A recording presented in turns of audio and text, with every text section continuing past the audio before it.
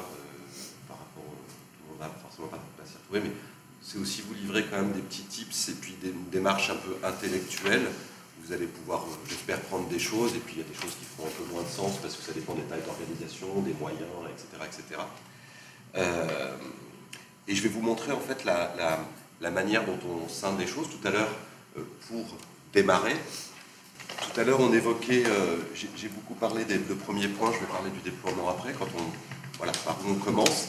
C'est d'abord en effet l'attachement à définir ce fameux positionnement dont je parlais tout à l'heure. Donc là, c'est cette notion de promesse, comment on la révèle.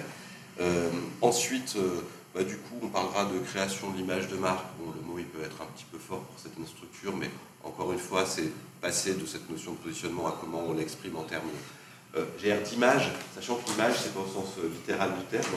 Quand je parle à quelqu'un, quand j'ai un argument, quand je parle à un candidat, c'est de l'image aussi. Donc, il n'y a pas que le côté graphique, il y a aussi le côté éditorial, verbal, et puis après on regardera un petit peu par rapport au dispositif de com. Alors en fait, notre notion de définition du positionnement, nous on le mène comme ça, et je vous incite vraiment à l'avoir en tête, c'est que l'idée c'est que le projet on le lance vraiment avec au fond l'ensemble des parties prenantes dans l'entreprise. Ça c'est quelque chose d'important, parce qu'en fait on veut vraiment avoir au final une promesse, comme on le dit, qui soit spécifique, donc qui soit unique pour l'entreprise, qui reflète vraiment ses atouts. Certains disent, mais en fait, votre marque employeur, en vrai, elle existe déjà. Ce qui n'est pas complètement faux. C'est simplement qu'il faut révéler ses arguments. Parfois, on va peut-être en profiter pour, quand on va réfléchir, bouger certains éléments, certains ingrédients. On parlait tout à l'heure de la formation au manager pour les entretiens de recrutement, peu importe, mais voilà, on va réfléchir à quelque chose qui soit spécifique, qui soit légitime en interne, ça c'est hyper important, et donc du coup on va parler de co-construction, parce que, comme on le disait tout à l'heure, notre candidat d'aujourd'hui, c'est notre collaboratrice, collaborateur de demain, il n'y a plus de frontières, donc il faut que du coup, on ne va pas bâtir une communication, des éléments qui ne soient pas légitimes pour l'interne, parce que sinon, la rencontre des deux mondes, ça ne va pas marcher. Et puis qui soit pertinente pour l'externe. Alors ça c'est aussi important parce que malgré tout on est dans un exercice marketing, de communication, et l'idée c'est qu'à un moment entre deux arguments, tiens, celui qui va me permettre de, je prends cet exemple-là parce qu'on en parlait tout à l'heure, teinter un peu de RSE, parce que vis-à-vis de l'externe, on sait qu'aujourd'hui on est dans un creuset sociétal sur lequel par exemple le RSE a un écho. En fait on va s'intéresser à trois éléments identitaires de l'entreprise. Et ça, encore une fois, même vous, même dans des petites structures, on peut le faire. Je m'intéresse d'abord à un élément identitaire qu'on appelle l'identité voulue, c'est celle qui est en haut à gauche. Et là, bien entendu, parce que c'est important, on va interroger les dirigeants de l'entreprise et leur poser la question, en gros, comment vous auriez envie que votre entreprise, notre entreprise, elle soit perçue en tant qu'employeur. C'est très important d'avoir la direction qui soit dedans, et c'est essentiel, mais c'est pas suffisant. Pourquoi ? Parce qu'au fait, je la fais courte, mais un patron d'entreprise, il a une vision forcément un peu empreinte de fantasme. Et c'est pas péjoratif quand je dis ça, c'est un peu son job. Il voit à 5 ans, il a des projets, il y a plein de trucs qu'il a dans la tête que pour l'instant il n'a partagé avec personne. Globalement, il est censé savoir à peu près où il va. Et voilà, il a du fantasme. Et une entreprise, elle vit aussi avec ça. Donc on va l'interroger, donc il va nous dire des choses vachement intéressantes, et puis il va nous dire des choses qui, en fait, ne sont pas pour maintenant, elles sont de l'ordre de la prospective. Mais néanmoins, la parole du dirigeant, cette identité voulue, elle est très importante. Et puis après, en fait, on va aller interroger les collaboratrices, les collaborateurs, sur ce qu'on appelle l'identité vécue. Comment aujourd'hui, quels sont les mots que vous collez à l'employeur au sein duquel vous vivez? C'est quoi les points clés? Comment vous le décrivez? Alors, quand on mène ça, donc c'est sous forme souvent d'atelier, c'est participatif, donc déjà c'est co-construit, c'est assez important. Je vous ai de mon schéma tout à l'heure, à la fin, on sera bien content de retrouver ces gens qui ont participé, qui se sont engagés dans cette démarche-là, quand on leur demandera aussi d'aller porter la bonne parole, quand ils le feront naturellement d'ailleurs. On les interroge sur cette réalité de l'identité vécue. Alors, on fait bien attention. Et si jamais vous le faites en interne dans vos structures, on n'est pas dans une étude de climat social, parce que parfois ça peut un peu déraper. Alors nous, on dit toujours, bah, allez, on est entre nous, allez-y, puis etc. Mais ça, on ne va pas l'utiliser comme matériau, le fait de se dire, bah oui, on pourrait faire un peu plus de ça. On n'est pas dans du jugement, on est dans la recherche de description. Souvent, il y a forcément un peu de jugement, on le met de côté, mais voilà, dans la pratique, ça existe. Et ensuite, on va on va s'intéresser à ce qu'on appelle l'identité perçue. Comment mon entreprise, en tant qu'employeur, elle est perçue aujourd'hui à l'extérieur et par les candidats. Alors là, on se dit, ouh là, c'est un peu compliqué, on va faire des micro-trottoirs, etc. En effet, pour des grosses structures, on peut faire des enquêtes, mais là, il faut des moyens, etc. Alors nous, pour contrebalancer ça, parce que c'est quand même très intéressant de savoir cette identité perçue, on dit aux entreprises, on va interroger les collaboratrices, collaborateurs qui sont très récemment embauchés. Et quand on va les interroger, on va leur dire, voilà, on ne s'intéresse pas à savoir ce que vous en pensez aujourd'hui, on en profite un peu, je vais le dire après, mais c'est surtout, voilà, quelle était votre perception avant de rejoindre l'entreprise, qu'est-ce qui vous a donné envie, quelles étaient vos zones de doute aussi, etc. Donc on va creuser cette perception. Et quand je dis, en effet, au passage, on en profite pour dire à la fin, parce que ça ne mange pas de pain, c'est aussi un matériau qui est intéressant, et du coup, l'écart aujourd'hui, il est comment, voilà, c'est un peu en marge. Donc on s'interroge, on s'intéresse à aller recueillir ce fond-là auprès de ces trois éléments identitaires, et nous, on considère que du coup, cette zone de commune, entre guillemets, d'arguments, ça, en fait, c'est au fond notre zone, ce qu'on appelle cette zone optimale, et c'est un peu notre positionnement employeur. Donc, de manière très concrète, ici, on va avoir des arguments qui vont rentrer dans cette boule noire. Il y en aura souvent plusieurs, et là, on s'attache à prendre ceux qui sont le point commun de l'ensemble de ces identités-là. Et si vous voulez me poser la question de mais est-ce qu'il y a toujours des éléments communs? Il y a toujours des éléments communs. Et si jamais il n'y avait pas d'éléments communs, ça serait super grave pour l'entreprise, ça veut dire que je lui donne une durée de vie assez courte. Et ça ne se produit jamais.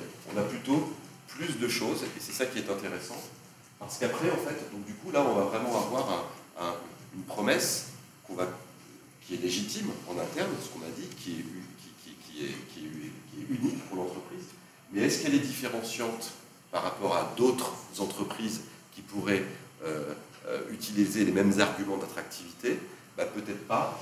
Et là, on s'autorise à aller regarder, faire un petit benchmark de la concurrence. Donc là, du coup, nous, on liste 4-5 entreprises, ou plus s'il faut, concurrentes. Voilà, et on va regarder comment ces entreprises-là, elles communiquent, voilà, quels arguments elles utilisent.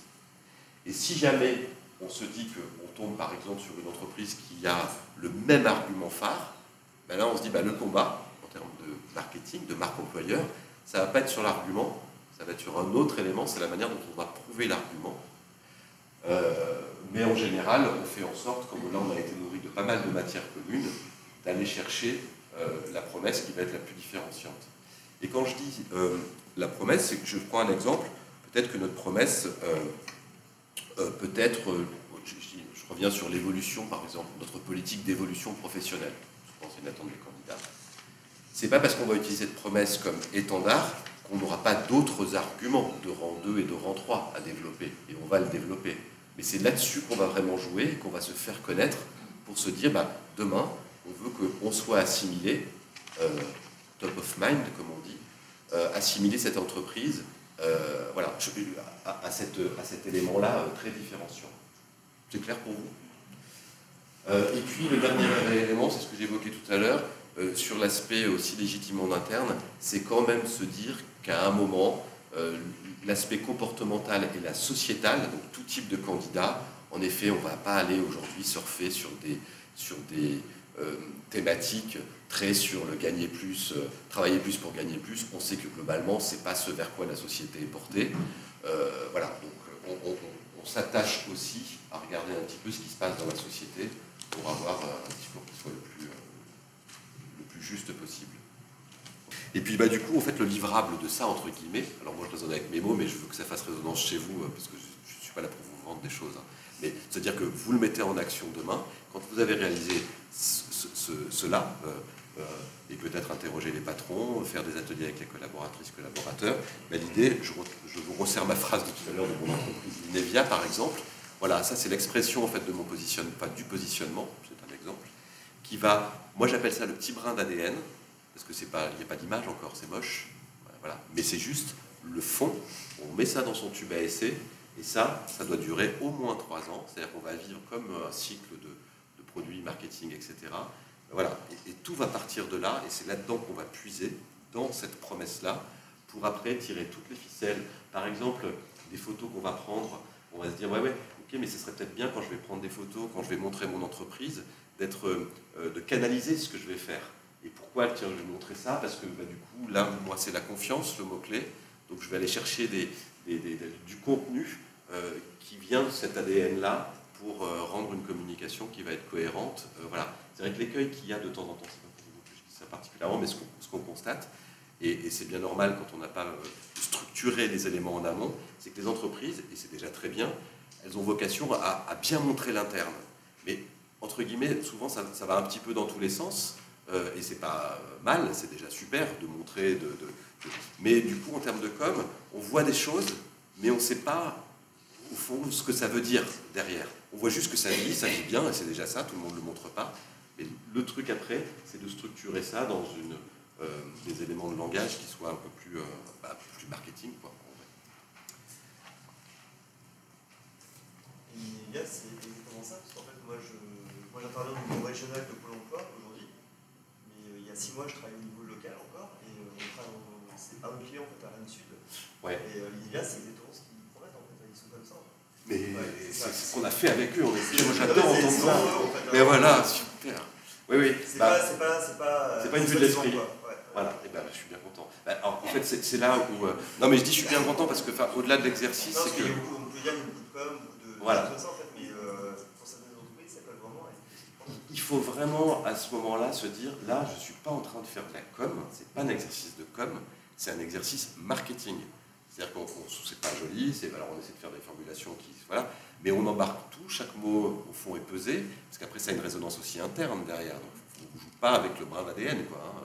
On ne va pas faire l'apprenti sorcier là-dessus, c'est super important. Donc ça n'est pas de la com, mais ça a une valeur fondamentale en fait. C'est leur valeur. C'est leur valeur. Bon là on est très aidé parce que c'est une petite entreprise, donc moi j'aime bien la citer en exemple parce que justement elle n'est pas connue, c'est pas une entreprise pas.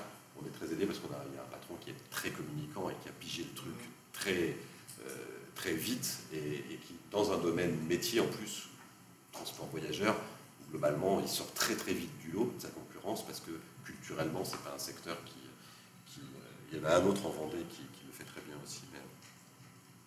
Donc ça, c'est pour cette partie de création de la promesse. D'accord. Tout à l'heure, je parlais avec quelqu'un, je crois que les 2 jeunes filles sont là, en se disant, oui, alors c'est vrai que quand on n'a pas des patrons qui sont embarqués là-dedans, etc., même s'il n'y a pas une dynamique qui amène à ça, quand on est opérationnel, c'est ce que je disais, il faut avoir en tête ça pour un moment, même si, parce que si j'arrive chez mon patron à faire un sujet marque employeur, parfois ça peut faire peur, parce que c'est grosses entreprises, à quand même essayer par petites touches successives d'amener et d'orienter à un moment accoucher de ça, voilà, et de pratiquer un petit peu en arrière-plan, parce que c'est pas toujours facile quand les cultures d'entreprise s'y prêtent moins. Après, on travaille sur la notion d'image de marque. Et là, je vais passer assez rapidement, enfin, quoique. L'analyse de l'existant, c'est ce qu'on se disait tout à l'heure. Bien entendu, les actions de communication, ces éléments-là, surtout quand ça devient créatif, éventuellement, on analyse aussi d'abord la com de l'entreprise tout court, sa plateforme de marque éventuellement, on la met d'un point de vue technique.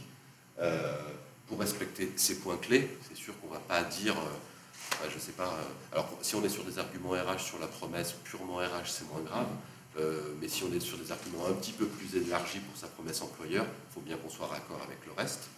Confère mon parcours candidat tout à l'heure, et puis le fait de se dire que le candidat il achète aussi autre chose que l'employeur, que le sujet purement techniquement RH. Donc voilà, être bien raccord, et ne serait-ce qu'en termes après d'image, qu'on n'ait pas 2 images visuellement et de chartes différentes. Donc voilà, on travaille après ce qu'on appelle le positionnement créatif. Alors là, ça peut faire tout de suite un peu au monde dans les tours, mais on va le voir tout à l'heure. Le positionnement créatif, c'est à la fois, c'est en fait cette notion de mise en scène de la promesse, mais le positionnement créatif, ça va aussi jusqu'aux éléments de langage. On travaille par exemple, alors pas toujours, c'est même assez rare, des brand books. Donc ça veut dire que employeur, c'est-à-dire qu'on va formaliser tout ça dans un bouquin, dans une publication, qui peut être, elle peut être toute petite, et puis ça peut être aussi fait de pas grand-chose au départ, mais qui est le langage commun et qui va être mis à chacune des personnes qui vont à un moment ou à un autre être en contact avec un candidat pendant un process. Et puis ça peut être toute l'entreprise d'ailleurs. Hein. Enfin, on peut se dire, si jamais on veut faire politique collaborateur ambassadeur, c'est voilà les éléments de langage clés. Je ramène à mon deuxième entretien tout à l'heure avec les managers pour être sûr que tout ça soit harmonisé, etc. Donc là, on travaille vraiment sur ce positionnement qui est aussi derrière créatif, il y a les images, mais il y a aussi tous les éléments de langage et les aspects plus éditoriaux jusqu'au verbal. Voilà. Et puis après, on passe sur les notions de production. Bon, ça, je passe. Voilà. On va produire tout ça. Soit on peut externaliser si on travaille avec l'agence, soit on le fait en interne si on a les ressources, etc. Et ça, c'est vraiment pour la création de l'image. Je vous resserre, pardon, mais du coup, j'aurais dû prendre un autre exemple, mon Inevia. Donc, quand on est passé de ma promesse, après l'idée créative, bon, après nous, on est allemand, donc on en réfléchit un peu. Et là, on a vraiment ce sujet de la confiance, on a voulu le transmettre à travers des photos de collaboratrices, collaborateurs, des vrais. Bon, mais ça même plus, c'est obligé aujourd'hui, c'est-à-dire les photos de banque image, par exemple, maintenant, tout à l'heure on parlait d'authenticité, etc., etc. Donc, surtout ne faites pas ça, il vaut mieux faire autre chose que des photos, plutôt que d'aller chercher de la banque image, par exemple. Et puis après, avec des astuces, comme vous le voyez ici, on accompagne aussi le parcours professionnel, enfin, en jouant justement sur à la fois le métier. Tout à l'heure on parlait de symétrie des attentions. Là, on n'est pas dans du RSE, mais on est dans un rapport à l'autre, en l'occurrence, qui est là, on joue sur les enfants, les publics qu'on transporte. Et l'idée, c'est de se dire, nous, l'Inevia, on est les mêmes avec nos clients, nos usagers, qu'avec nos collaborateurs. Et on a joué la passerelle, donc on l'a décliné sur plein de thématiques. Et avec une signature qu'on avait faite pour eux, qui était une histoire de confiance. Et après, on va transporter, véhiculer, enfin, qu'ils ont fait d'ailleurs eux-mêmes. Nous, on n'est pas rentré. Le pilotage et le déploiement, c'est eux qui l'ont fait, mais avec des formats de poste, voilà. Et c'est ce que je disais. Et derrière ça, au-delà de l'image en grand, eux, ils font vivre aussi beaucoup sur les événements qu'ils organisent dans l'entreprise. Ils font des grands barbecues, parce que le problème, c'est qu'en fait, rassembler tous les gens qui sont dans les postes de conduite, comme c'est des publics nomades, des métiers nomades, ils savent très bien organiser ça. Et du coup, ils font vivre des contenus, mais toujours avec la signature, une histoire de confiance, par exemple. Donc, à chaque fois, ils anglent leur publication de manière éditoriale, venant de nos brins d'ADN.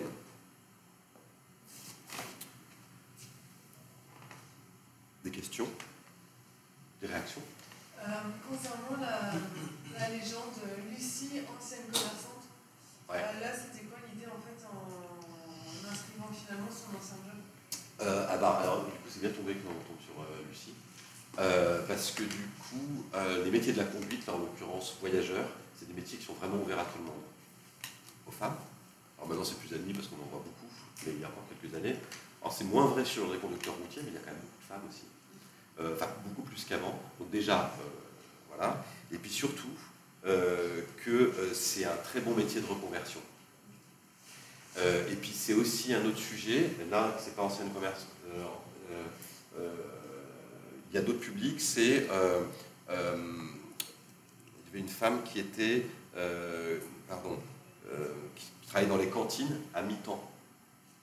Alors, bon, les cantines, c'est l'école et on peut se dire la relation grand. Non, parce qu'en fait, ils ont beaucoup de temps partiel et c'est aussi des sources d'opportunités. Donc, on met en avant des personnes qui viennent justement et on prouve, vous savez, notre façon d'être, notre raison d'être à la façon d'agir, etc. C'est vraiment la question de la preuve, de dire que voilà, on a déjà des publics en reconversion. Il y a aussi un ancien militaire, par exemple, qui a été donné.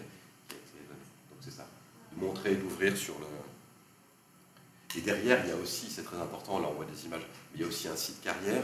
Et le site carrière, lui, il a vocation vraiment à la suite de l'histoire. On a déjà fait des coms avec un player, genre appuyer, mais vous ne pouvez pas appuyer, etc. Sur les réseaux sociaux, on peut, mais la suite de l'histoire de Lucie sur le site carrière, etc. Enfin, tout ce storytelling qui suit là et qui raconte cette histoire un peu émotionnelle aussi, parce que j'en ai pas parlé, mais ce côté émotionnel aujourd'hui, on le vit tous, il est très important dans les arguments. Il est aussi important que le rationnel, en réalité.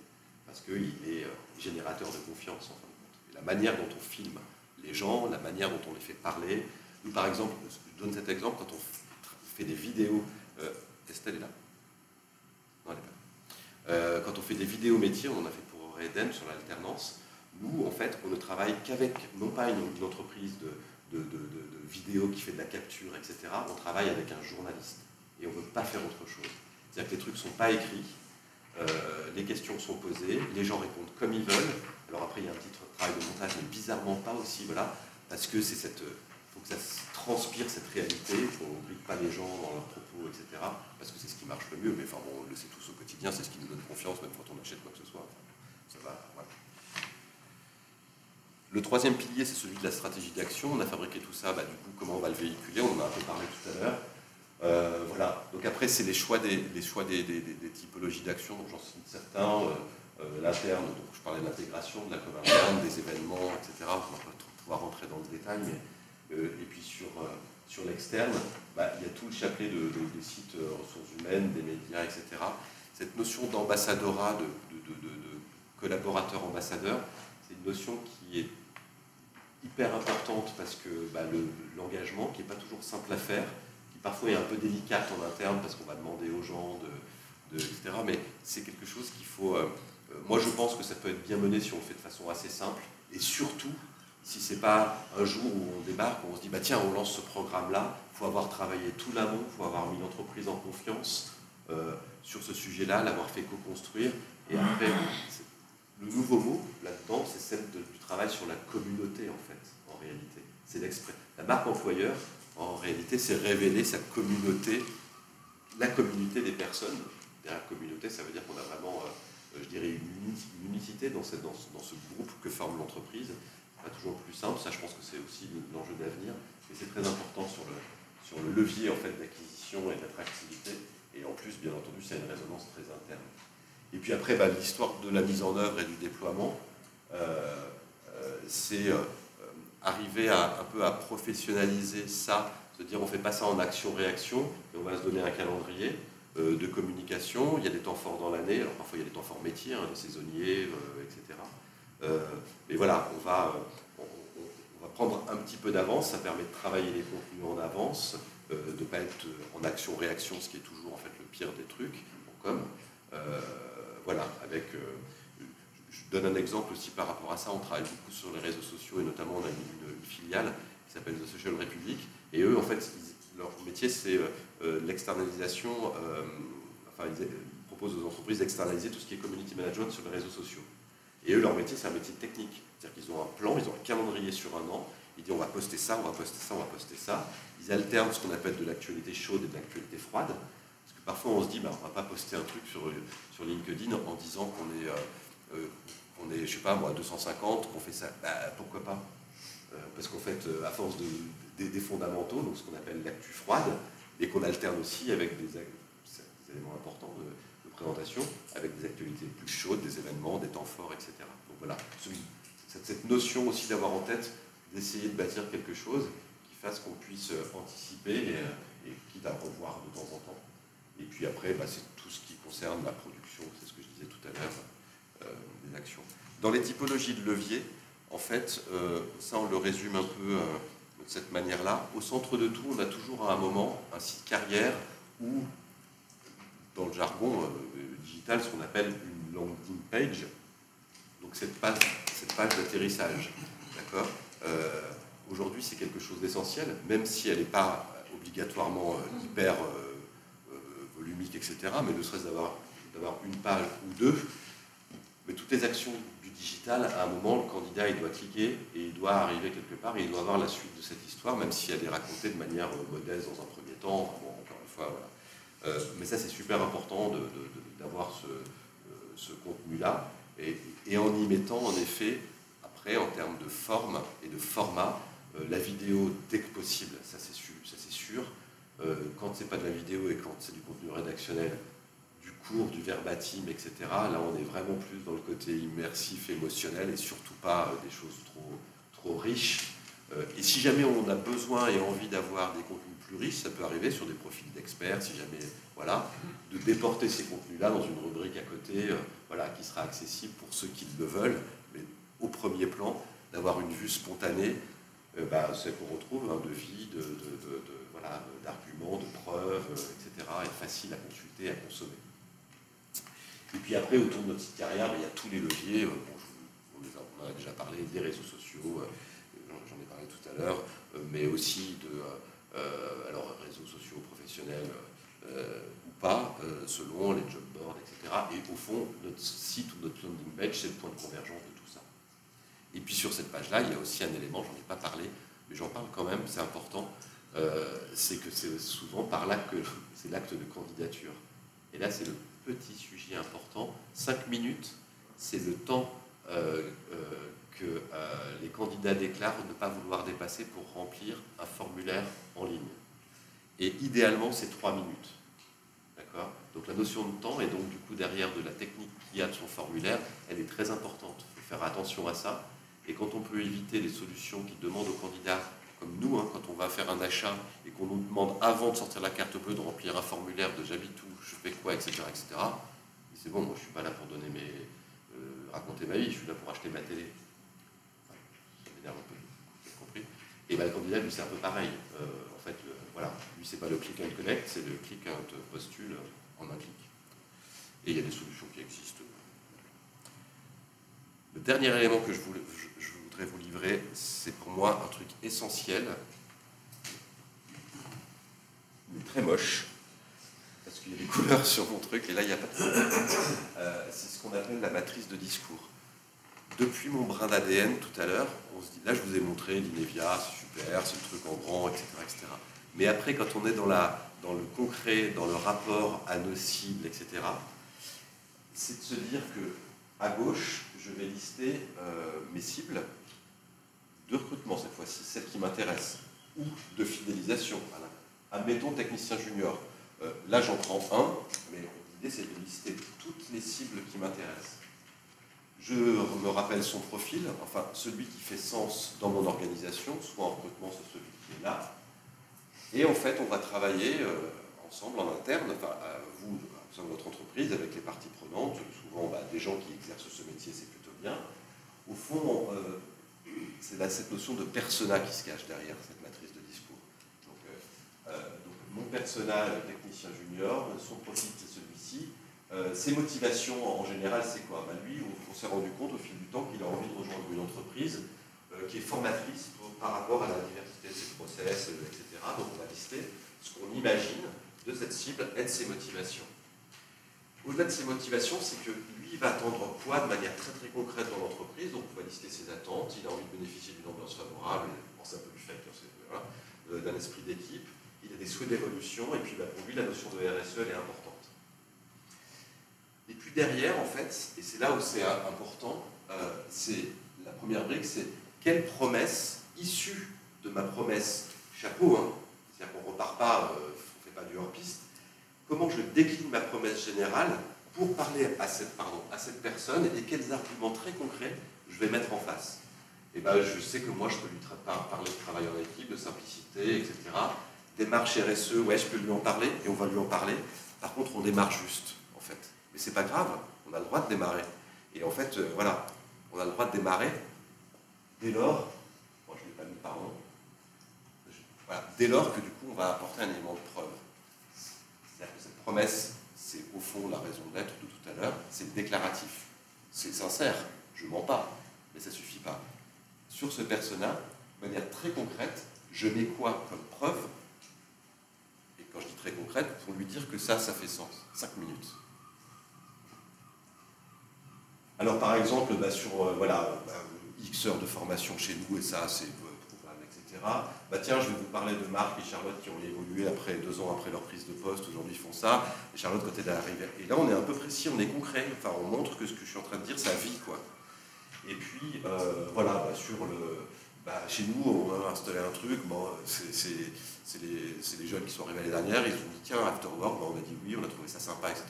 Tout ça c'est des exemples, etc. C'est très rapide, mais nous on appelle ça la matrice de discours. parce que ça, c'est du langage commun derrière. Et ça, c'est vraiment notre ADN démultiplié. Ça, on le garde et on se dit que pour ces profils-là, tout le monde, dans les arguments qu'on va développer sur des posts LinkedIn, par exemple, quand on veut faire un post spécifique technicien junior, par exemple, mais aussi mon premier entretien de recrutement et mon manager, etc., on va tous être raccord sur l'argument qu'on va donner, et en fait, à ces profils-là, cette fois-ci dédiés, et là, on est clair. C'est un boulot vachement intéressant à faire en interne, il est aussi introspectif, il n'est pas si compliqué que ça. Il ne faut surtout pas se rater là, parce que 9 fois sur 10, là, en fait, on apporte des preuves qui sont souvent un peu génériques.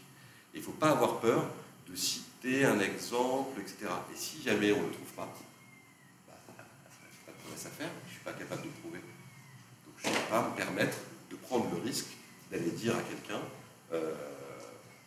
voilà, comme dans un magasin, je vais faire la promesse sur un produit, mon produit est hyper fiable, ok, et bah, du coup vous avez un peu des chiffres, vous l'avez vendu à combien?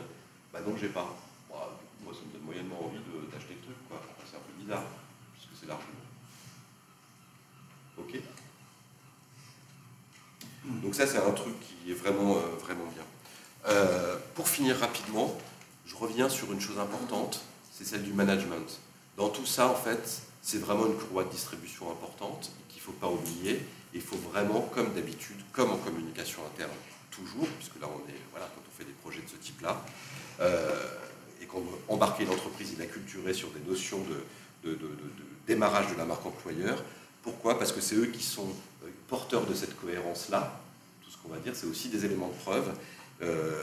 Ils sont normalement valeur d'exemple. Enfin, un manager, on doit lui demander ça. Ou alors, il faut changer de manager. Ils sont aussi très importants parce qu'en fait, ils incarnent aussi la relation avec leurs collaboratrices, leurs collaborateurs. Et aujourd'hui, on se rend compte dans les études que la qualité de la relation pour un candidat, un collaborateur avec son manager, elle est très importante. Et là, c'est un sujet très post-Covid, ça, qui s'est vraiment affirmé. Collaborateur, collaboratrice, il est capable de se dire, oui, mon manager, c'est mon manager. Donc, en fait, plus s'il est valeur d'exemple, c'est pas plus mal. Oui, il a une autorité hiérarchique sur moi, mais quand il me parle, il peut me parler juste normalement. C'est-à-dire que les managers à l'ancienne, et l'autoritarisme juste fini. Donc, c'est très important. Et puis, c'est aussi de bons vendeurs, ça doit être des bons vendeurs. Et les managers qui ne sont pas vendeurs de tout ça, c'est un petit peu problématique. Donc il y a une attention forte à avoir aussi de savoir les embarquer.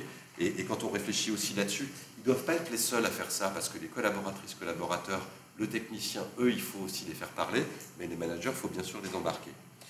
Et moi, la seule chose que je peux vous dire pour mettre ça en place, c'est que, en réalité, c'est vraiment la co-construction qui fait marcher tout ça bien.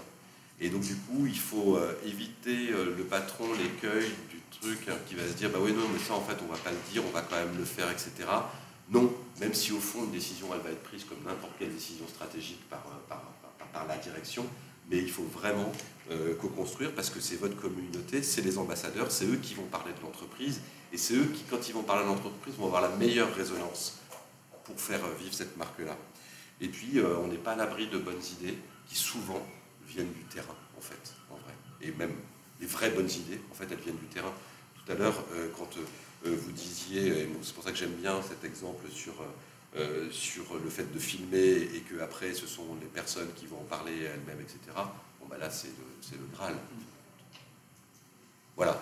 Donc, moi, j'en ai fini, mais c'est vrai qu'en synthèse, à retenir peut-être ces 3 briques de ce positionnement, de cette marque-là, et puis du déploiement, tout ça, en fait, ça peut vraiment être travaillé avec l'interne, ça doit être travaillé, selon moi, avec l'interne. Vous pouvez vous faire accompagner par des prestats externes, mais malgré tout, c'est faisable. Le seul petit truc, comme je le disais tout à l'heure, c'est que, comme c'est un travail qui est introspectif, parfois, on peut avoir besoin d'un miroir. C'est un peu le principe du psy, quoi. Hein. C'est-à-dire que, globalement, parfois, quand je suis petit, je sais à peu près quel est mon problème. Sauf que du coup, c'est quand même toujours mieux quand il y a quelqu'un qui va me renvoyer ça et qui va me conforter à me dire tiens, ma promesse, c'est en effet plutôt celle-ci. Il faut avoir la prise de recul nécessaire. Et puis après, s'il y avait qu'une chose à retenir, pour moi, c'est ma fameuse matrice de discours. Parce que là, on est dans le concret, et ça, c'est du quotidien, et au fond, ma promesse et ma preuve, Est-ce que vous avez des questions? Donc oui, pour revenir à la matrice du discours et pour faire le parallèle avec le marketing, un des arguments, un des facteurs clés du choix d'un produit, c'est son prix. Oui. Et là, dans la matrice du discours, on ne fait pas apparaître les conditions salariales et les motivations de salaire. Et c'est vrai que dans les annonces, c'est très peu présent. Ouais. Et c'est un facteur aujourd'hui essentiel dans le choix de métier. Changer quoi de... Alors, super. Vous faites un peu de marketing, vous, hein? Voilà. Alors, en effet, quand on étudie un produit dans le marketing, au départ, il y a la règle des 4 P là. C'est le prix, le produit, la promotion, et puis, la place, le placement, la distribution. En effet, dans mon produit employeur, le prix, on va considérer que c'est le salaire. Donc, voilà. Alors, il y a 2 sujets. Il y a le fait de l'utiliser, de le faire apparaître ou pas. Là, on est sur de la politique salariale. Pour moi, là, on est sur du marketing RH. À un moment, c'est très peu utilisé, mais à un moment, si jamais... Enfin, c'est utilisé sans savoir. À un moment, quand une politique salariale elle est complètement en dehors du sujet, on le sait globalement assez vite parce qu'il y a des candidats qui vont refuser les offres en disant, etc., ça ne marche pas. Donc, réajustement ou pas, ça c'est l'entreprise. Et puis, et après, il y a l'expression du sujet dans les offres, par exemple. Aujourd'hui, c'est Indeed qui brasse beaucoup de data. Et en fait, les offres qui ne mentionnent pas le salaire sont 50 fois moins cliquées, postulées, j'exagère peut-être, mais 20 fois moins, mais c'est énorme en proportion, que celles qui le mentionnent. Dans la matrice de c'est un facteur clé d'engagement, d'intérêt. Tout à fait. Ça, en fait, on ne le fait pas apparaître parce que, pour nous, c'est vraiment un élément RH un peu exogène, mais on pourrait le dire dans la promesse, là, on peut faire apparaître, dans ma promesse, j'ai En général, on le fait apparaître quand on est vraiment sur un prix attractif, donc ça veut dire un salaire au-dessus du marché. Ça, c'est une promesse. En général, quand on est dans les standards, quand on est dessous, on en parle moins. On va se jouer sur d'autres éléments du marketing mix, plutôt mon produit lui-même, et se dire, voilà, chez nous, moi je vous vends plus l'ambiance que le salaire. Voilà, c'est aussi souvent la différence entre les petites entreprises et les grandes. Moi, petite entreprise, PME, par rapport à oui, vous avez candidaté auprès du grand groupe, non, je peux pas tout mon produit ne pourra pas tout vous apporter. Il va vous apporter des attributs, de l'agilité, etc., de l'équilibre vie perso, je suis blondon.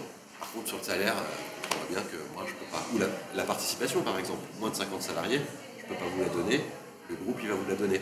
Mais là, c'est vous, monsieur le client, qui allez choisir votre produit. Voilà, j'en ai fini. Merci à vous.